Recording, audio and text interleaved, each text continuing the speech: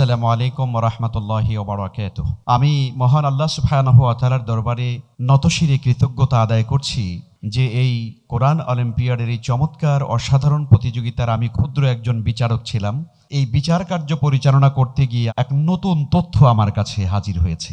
আপনারা হয়তো কেউ ভাবছেন যে কোরআনে কারীমের এই যে প্রতিযোগিতা, এটা বোধহয় সাধারণ নলেজ কেন্দ্রিক একটা প্রতিযোগিতা হয়েছে। আসলে কিন্তু তা নয়। আপনি ভেবে চিন্তা করতে পারবেন না যে কোরআনে কারীমের বোঝার জন্যে যতগুলো উলুমুল কোরআনের শাখা প্রশাখা আছে, আমরা স্কুল পড়ুয়া স্টুডেন্টদেরকে যখন আমরা সেই বিষয়গুলো নিয়ে প্রশ্ন করেছি, তখন তারা উলুমুল কোরআনের সেই বিষয়ের আলোকে তারা প্রশ্নের জবাব দিয়েছে। আশ্চর্য ব্যাপার, আমরা কোরআনে কারীমের তর্জমা জানতে চেয়েছি, এর শায়র নজুল জানতে চেয়েছি, শব্দের বিশ্লেষণ জানতে চেয়েছি, আয়াতের সঙ্গে আয়াতের যে মুনাসাবাত রয়েছে সেটা আমরা জানতে চেয়েছি। আমরা জিজ্ঞাসা করেছি কোরআনে কারীমের এই শব্দের বালাগাত কি, এর ফাসাহাত কি, এর ইলমুল মাআনি, ইলমুল বাদি, এই নানাবিধ বিষয়গুলোকে সামনে রেখে যখন আমরা প্রশ্ন করেছি, আমরা আশ্চর্য হয়ে গিয়েছি যে স্কুল পড়ুয়া জেনারেল স্টুডেন্ট যারা রয়েছে তারা আমাদের এই প্রশ্নগুলোর চমৎকার অসাধারণভাবে তারা জবাব দিয়েছে। আমার কাছে এর দ্বারা মনে হয়েছে আল্লাহ সুবহানাহু ওয়া তাআলা কোরআনে কারীম বোঝার ব্যাপারে তিনি যে বলেছেন ওয়ালাকাদ ইয়াসসারনাল কুরআনা লিযিকর ফাহাল মিন মুদ্দাকির,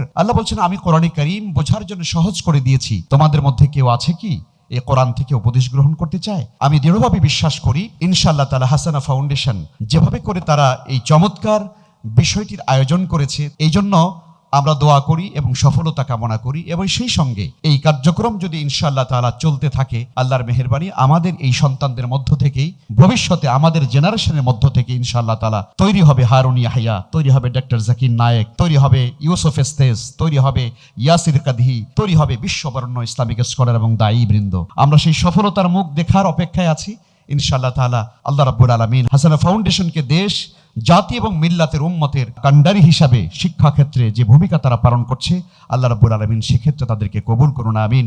ওয়া আখিরু দাওয়ানা আনিল হামদুলিল্লাহি রাব্বিল আলামিন। আসসালামু আলাইকুম ওয়া রাহমাতুল্লাহি ওয়া বারাকাতুহু। হাসানা ফাউন্ডেশন গড়তে আগামী স্বপ্নের নেশন।